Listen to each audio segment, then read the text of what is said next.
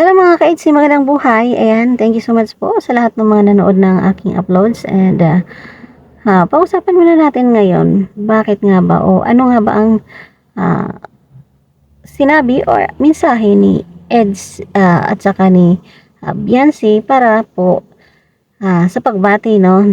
Kasi alam natin na nung November 2 is birthday po ni Papa Franz. Ayan, yung pong binansagang Boy Tubig.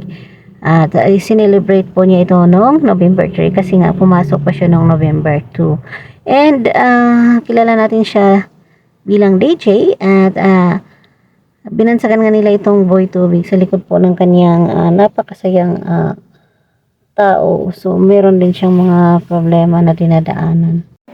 So ayan na nga no, at bumati nga si AIDS at saka si Beyonce sa kanyang kaarawan at sinabi niya itong nakaka-touch at ina-appreciate po niya lahat ng bumabati, lalong-lalo na kay Kalinga Prab, sa K-Boys, at syempre sa mga taong nagmamahal. Kasi nakita po niya yung resulta at mga komento doon sa unang upload sa part 1 na in-upload ni Kalinga Prab about po doon sa kanyang bahay. And na-appreciate po niya iyon. Bukod doon, ayan, nagpaabot din si Eds at saka si Beyonce sa kanilang mensahe para sa kanilang birthday. Panoorin natin. Happy birthday, Franz. At ayan,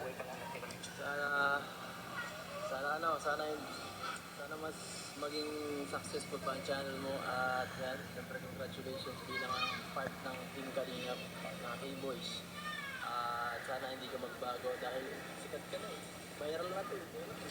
Lakas ng views mo eh.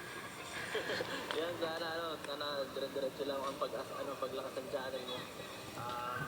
Yan, God bless pa more. Okay, bro. At huwag mo kami nakalimutan pag naging famous ka na.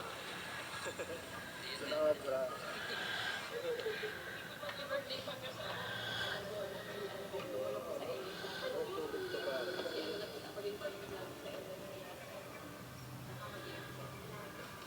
Thank you.